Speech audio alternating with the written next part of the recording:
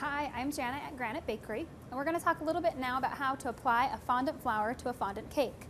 Fondant flours can be put on the cake soft, and you'll just make that flour, roll it out, and right while it's soft, you'll apply it right to the cake. It will seal itself fondant to fondant, and you won't need icing.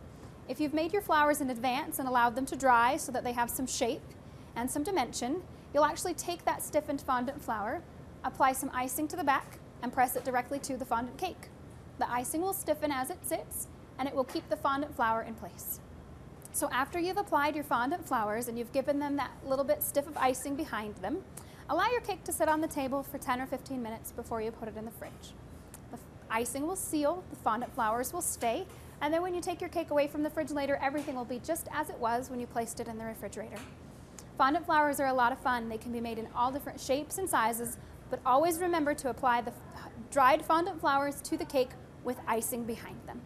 The fun part about placing a fondant flour is keeping in mind that flowers are natural. So you want things to look on the cake natural, but you can be creative, add vines and leaves and ivy. Definitely the way that you finish the cake after you add the flowers are going to be the details that make your flowers stand out. So feel free to have fun, be creative, take those fondant flowers, apply them to the cake so that they don't lose their place, and then add things that make your cake look finished.